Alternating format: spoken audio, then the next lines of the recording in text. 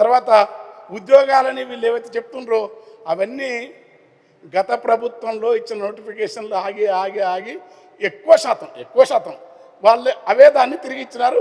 వాళ్ళు నోటిఫికేషన్లు వేసినారు, వాళ్ళు కొన్ని ఇంటర్వ్యూలు చేసినారు, కొన్ని తీసినారు.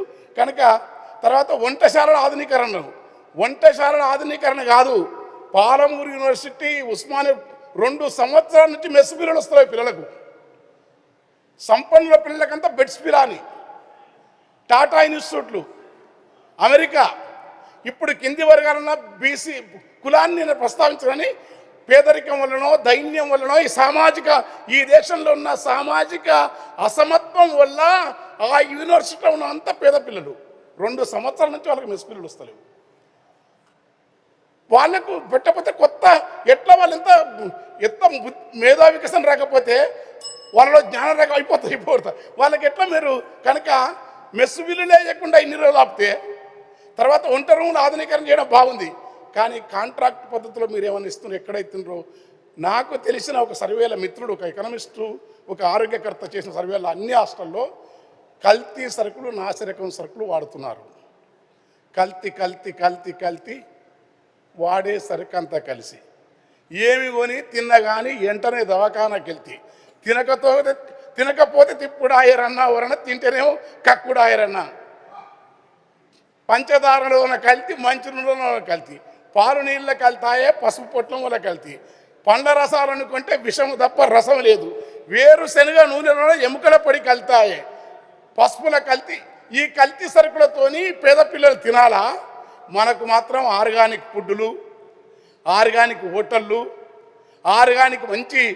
ఆర్గానిక్ ఫామ్ హౌసులు, ఆర్గానిక్ పాలు ఇప్పటికీ కల్తీనే కాదు, హార్మోన్స్ ఇంజెక్షన్ ఇచ్చి పాలను పొదుగును పెంచితే కొంచెం లాభం వస్తుంది. బ్యానింగ్ లేదు, దానిలో నిషేధం లేదు.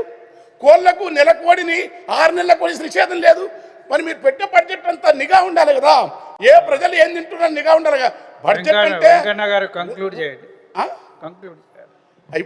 నేను పొద్దున్న నుంచి మాట్లాడను కూడా అన్నా, కానీ మాట్లాడన్నారు నాకు. అంటే బడ్జెట్ నడిస్తే దాని చుట్టే మాట్లాడతా. కంక్లూడ్ చేయండి. వినపడతలేదు, ముగించండి. మీకు ఇచ్చిన టైం అయిపోయింది.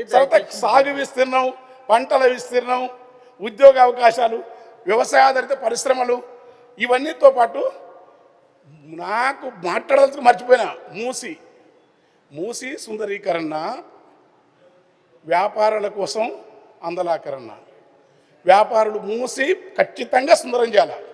నేను అట్లా అనుకో, ఎందుకంటే నాకు వ్యక్తి, నేను నాలాంటి వాడు రాజకీయ నాయకులను పేర్లు పెట్టి మాట్లాడను. కానీ మూసి ఎన్ని కిలోమీటర్ల దూరం? సూర్యాపేట దగ్గర 180, 100 తిరిగిపోతే 250. ఈ 56 కిలోమీటర్ల సుందరీకరణ చేస్తే మిగతాదంతా పోయినా. అప్పుడే కేసీఆర్ ఉన్నప్పుడే 13 అవి ఎన్ని ఇచ్చినది, అది పైసలు కాదు, మురుగునీటిని శుద్ధి చేసేట్టు పెట్టినారు. అది 32 అవి పెట్టినారు. అది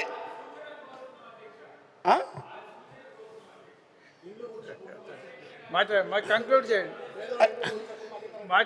పేదవాళ్ళ ఇల్లు కూలిస్తే, ఎందుకంటే మీ లక్ష్యం, మీకు గాంధీ మహాత్ముడు మీకు మార్గం. గాంధీ అంటే గూడును కూల్చేది గాంధీ ఒప్పుకోడు. ఎక్కడ సబర్మతి ఆశ్రమంలో ఏ ఒక్క మనిషిని కానీ, ఏ ఒక్క మానవ గాంధీ చెప్పి మరి మార్గానికి ఇల్లు కూల్చకుండా కాదు. ఇప్పుడు కె. శ్రీనివాస్ అని ప్రసిద్ధ రచయిత, తెలంగాణ ఉద్యమంలో చాలా గొప్ప పాత్రలు వహించిన సాహితీకారుడు ఆయన ఇల్లు పోతుంది. గంటా చక్రపాణి విశ్వవిద్యాలయంలో ఆయన సొంత ఇల్లు పోతుంది. తులసి చంద్ ఇల్లు పోతుంది. ఆడనే గాంధీ. ఇప్పుడు ఇల్లు కూల్చే పనొద్దు, మూసిని బాగా చేస్తుంటండి. తర్వాత ఇక్కడి నుంచి మూసిని ఎక్స్టెన్షన్ చేసి ఆ మురుగు నీరు గ్రామ డంపింగ్ యార్డ్, తర్వాత జవహర్ మీరు ఇంత బడ్జెట్ ఎక్కడన్నా దయచేసి ముగించండి. ఒకటి ఎక్కడన్నా మీరు ప్రజల బడ్జెట్ కదా, ప్రజల కోణం కదా, అంబేద్కర్ మాట కదా చెప్పింది. జవహర్ నగర్ లాంటి ప్రాంతంలో ఏం వాసన అది, నిన్న ఏడ్చుకుంటూ చెప్తుండ్రు. మేము మురుగు వాసనకు కూర కంపు కొడుతున్నాయి. వెంకన్న ఒక్కసారన్నా మీరు పోయినారా? సిపిఎం వాళ్ళు ఉద్యమం చేస్తున్నారు చాలా కాలంగా. మీరు ఆ మూసి ఎట్లా ఉండాలా, జవహర్ డంప్ యార్డ్ ఉండాలా, అవేవి మార్చకుండా ఇండ్లు కూడా సుందరీకరణ తేమ్స్ నదిలకు చేస్తే చాలా సంతోషం. కానీ నివాసయోగ్యమైన వాళ్ళ గృహాలను వాళ్ళ అనుమతి లేకపోతే టైం తీసుకోండి, ఏమవుతుంది?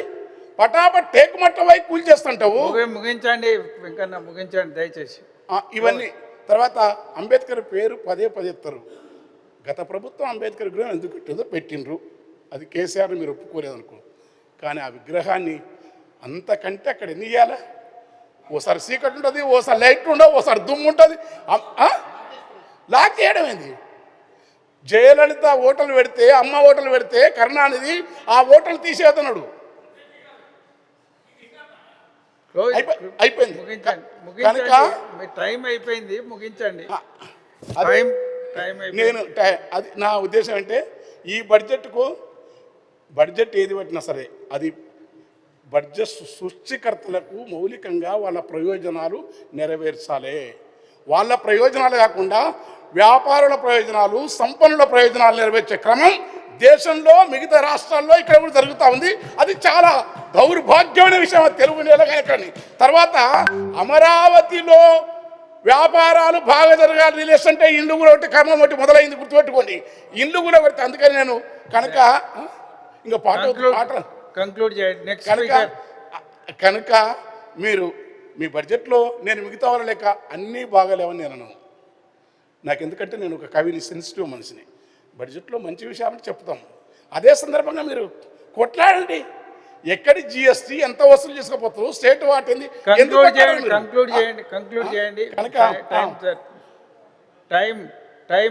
ఫ్యూచర్ సిటీ అయిపోయింది. లాస్ట్ ఆ ఫార్మాసిటీ వరద నీళ్ళు, ఆ కంపెనీల మురుగు నీళ్ళు, అద్భుతమైన ఈ ముచ్చుకుందా నది, అక్కడెక్కడ ఆ నది పుట్టిన వికారాబాద్ కొండల్లో అనంత పద్మనాయకుడి దివ్యమైన మహత్తరమైన నదీ ప్రాంతం, ఆ తేటనైన స్వచ్ఛమైన ఆ నది, ఆ మూసీ నదిని ఈ ప్రవాహాన్ని ఆపండి, సుందరం చేయండి, కానీ ఇండ్లు మాత్రం గుల్చకండి. తర్వాత కార్మిక సంక్షేమానికి మాత్రం చాలా తక్కువ. ఒక్కటి ఈ లాస్ట్ మాట చెప్తా, సెంట్రల్ గవర్నమెంటు కనీస వేతన చట్టం అమలు చేయాలంటాడు ప్రధాని గారు. నేను ఆశ్చర్యపోయినా, అబ్బా ఎంత ఉందనుకున్నాను. కనీస వేతనం ఏంటంటే 176 రూపాయల కంటే తక్కువ ఉండదు అంటాడు.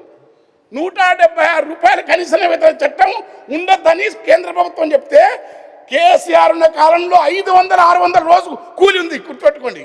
తర్వాత కార్మికుల సంక్షేమం పట్ల, కార్మికుల హక్కుల పట్ల, కార్మికులు పనిచేసేదాని పట్ల ఇతర రాష్ట్రాల యాజమాన్యపు వర్గాల మీద ఏ నియంత్రణ లేదు.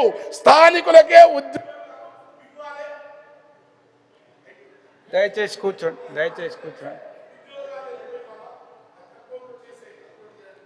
శ్రీ అంజిరెడ్డి గారు.